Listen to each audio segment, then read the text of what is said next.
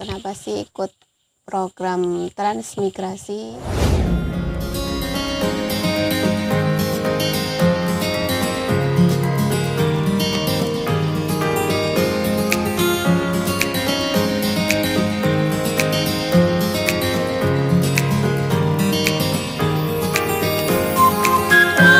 Dan subscribe dulu ya.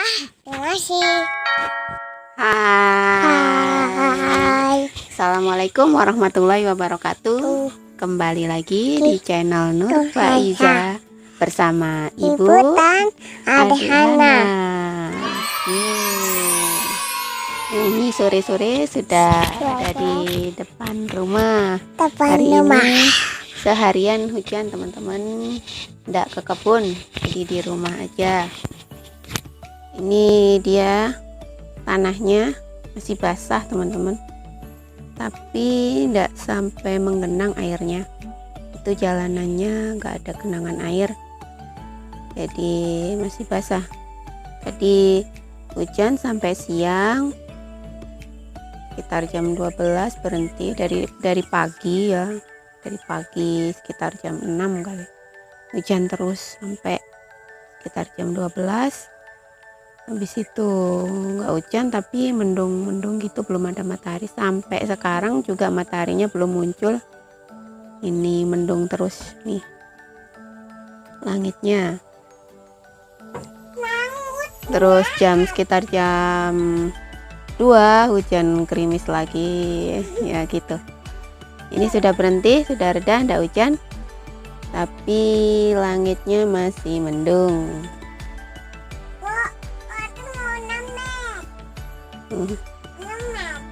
Apa? Itu adik Ana. Nih, suka berdiri kayak gini nih adik Ana di sini. Adik Hana mau lemet katanya.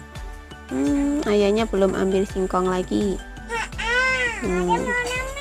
Iya, besok kita minta ayah ambil singkong di belakang ya, bikin lemet. Ya teman-teman, ini kita cerita-cerita aja. Jadi ini saya mau ralat yang kemarin video yang awal datang di lokasi transmigrasi. Nah kemarin tuh ada ralat saya nyebutnya waktu seminggu pertama itu kan dapat nasi bungkus. Itu kata saya ternyata itu cuman 3 hari dapat nasi bungkus. Kemudian selanjutnya masak dapat jadub, di sini bilang jadub atau jatah hidup. Nah itu sembako teman-teman, jadi ada beras, ada minyak goreng, ada telur gitu. Waktu itu kalau telur dapat 2 papan, 1 papan tuh 1 pasti ya, 1 papan lah, itu isinya 30 ya, isinya 30. Di 2 papan dapat 60 butir. Apa dek? Ambil jilbabnya kalau nggak pakai jilbab. Cepetan ambil. Lain dapat beras, minyak, telur, dapat apa lagi ya waktu itu, dapat kacang hijau, dapat garam, dapat gula, apa lagi ya, dapat ikan asin. Terus apa lagi ya, kecap. Dapat kecap botolan yang besar itu. Terus dapat 2 kalau nggak salah ya.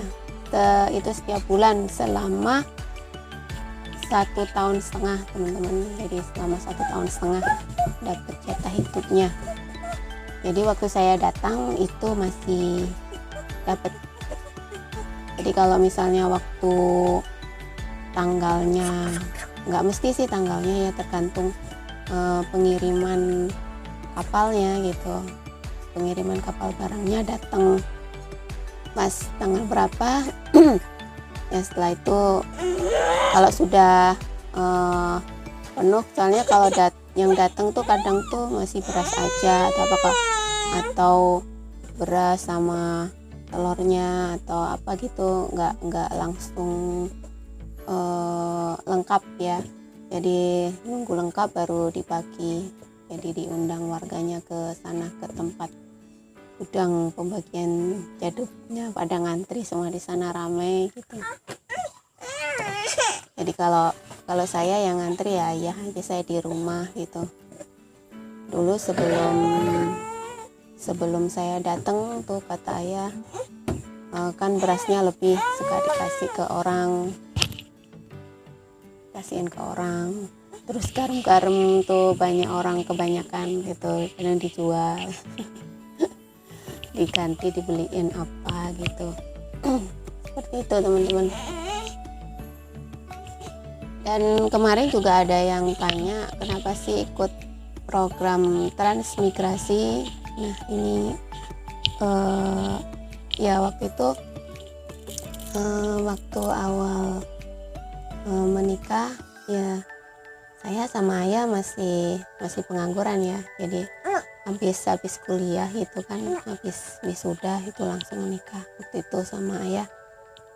Jadi sambil jalan, udah nikah sambil jalan sambil cari lowongan kerja gitu ya. Di Jawa itu kan saingannya ketat ya, persaingan untuk mendapatkan pekerjaan itu sangat ketat di sana, dan itu menyulitkan ayah gitu untuk mencari lowongan pekerjaan yang sesuai dengan bidangnya ya. Waktu itu ayah lulusan S1 teknik mesin, jadi yang sesuai dengan bidang ayah enggak ketemu gitu. Jadi ayah suka jadi buruh di pernah jadi buruh di kebun, pernah juga kerja di perusahaan juga, di pabrik. Jadi persaingannya ketat, dan kalau kerja juga di sana juga penghasilannya juga masih kurang ya, sedikit gitu, cuman berapa gitu. Kemudian jadinya waktu itu kepikiran gitu ya, keinget gitu ya kan, nenek kakek saya juga orang transmigrasinya di Sulawesi.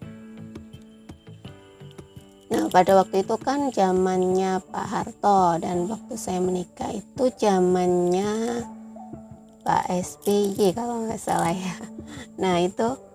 Nah pada saat itu kepikiran gitu, kalau ikut trans gimana ya, apa masih ada ya program transmigrasi gitu ya. Cuman ngobrol sekilas itu, iya ya, apa masih ada gitu. Terus ya itu ngomong sekilas aja, waktu itu masih awal menikah, masih ya waktu itu lagi hamil anak pertama. Waktu itu ngomong sekilas aja, terus habis itu udah nggak pernah ngomongin itu lagi, cuman ngomong sekilas.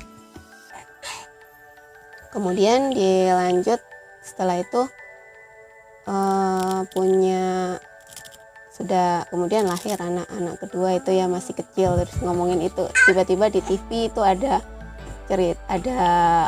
cerita transmigrasi. Loh ini ada program, berarti kalau di TV ada transmigrasi, ini nih ada siaran transmigrasi gitu, berarti di sini ada program gitu kan, berarti masih ada gitu.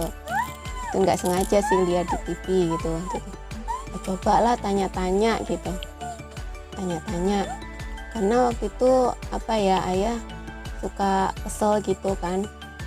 Ayah suka tani, jadi suka nyewa sawah orang gitu ya. Nah kalau nyewa sawah di sana tuh kayak ngelihat ayah berhasil gitu ya, ngelihat ayah berhasil panennya banyak gitu, sewanya tuh dinaikin gitu. Padahal kita tuh apa gini, iya kelihatannya banyak, tapi ini kan ya buat bayar sewa, ya buat kita biaya hidup, untuk bayar sekolah anak gitu kan, untuk biaya anak sekolah gitu, beli seragamnya, beli sepatunya, nah uang jajannya gitu kan, itu kebutuhan kan banyak gitu. Nah itu selalu dinaikin, pindah tempat cari yang lebih murah atau yang harganya sama gitu, nanti tahun depannya lagi dinaikin lagi gitu, suka gitu kan. Kita nyewa nggak pindah gitu kan, tetap harusnya harganya tetap gitu. Nah itu ayah kesel gitu, suka kesel. Jadi kalau punya terus ditawarin keluarga gitu, tapi tempatnya jauh dari tempat tinggal kami gitu, sawahnya gitu. Terus akhirnya ya itu coba tanya kalau punya sawah sendiri gimana gitu, coba tanya ke dinas tran ada di mana ya waktu itu ya, muter-muter gitu. Oh ternyata ada situ, coba tanya-tanya, ternyata alhamdulillahnya ada. Cuma waktu itu nunggu sampai nggak tahu berapa lama ya baru dipanggil. Oke, itu tadi berhenti adik Ana lagi rewel. Jadi waktu tadi sampai kami nyari informasi dan nggak tahu, kira-kira ada setahun lebih kayaknya baru dipanggil sama dinas tran itu untuk daftar, untuk apa ya, untuk dipanggil jadi calon transmigran. Nah waktu itu ayah disuruh milih mau di mana gitu kan. Pertamanya dulu milihnya di Sulawesi karena kakek nenek saya transmigrasinya ke Sulawesi biar deket gitu kan, maksudnya gitu.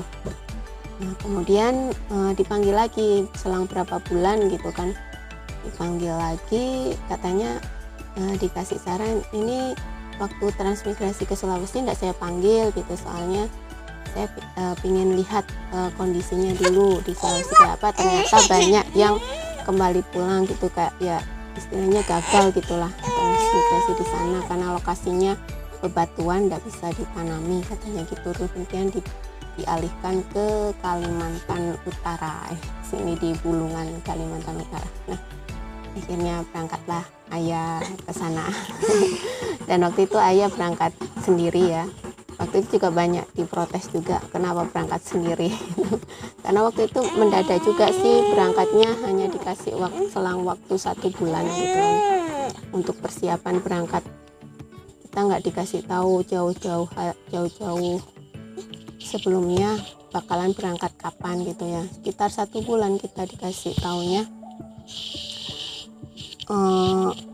sebelum berangkat itu, jaraknya 1 bulan. Dan saat itu kondisi ayah tuh baru kecelakaan motor gitu, kecelakaan motor, dan ya bingung antara merawat ayahnya nggak boleh, jangan berangkat dulu gitu kan, tapi ayah maksa juga berangkat. Terus anak-anak juga sekolahnya kayak apa di sana, gimana sekolahnya, saya juga banyak khawatir juga, di sana ada nggak sekolahnya, deket apa jauh gitu kan, dan saya nggak tahu lokasinya kayak apa gitu. Akhirnya ya udah. Dan di sini juga waktu itu di Jawa juga saya juga lagi dagang ya, dan ini tokonya nanti siapa yang jaga gitu kan, saya bingung waktu itu. Nah antara bingung itu akhirnya ayah udah berangkat sendiri aja gitu. Ini berangkat sendiri sudah selama 1 tahun ya di sini di Kalimantan. Kemudian di tahun kedua baru saya berangkat sendiri juga. Saya waktu itu bareng teman transmigran di sini yang kebetulan pulang, dan rumahnya nggak jauh dari rumah saya, hanya beda desa aja, 1 kecamatan, teman beda desa. Itu ayah kasih kabar ini ada orang trans gitu pulang kampung gitu ke Jombang gitu. Terus saya baliknya bareng ke sini sama beliau itu. Terus dan anak-anak saya tinggal karena saya belum melihat, ya namanya ibu juga khawatir gitu ya, gimana nih sekolahnya ini bener nggak gitu.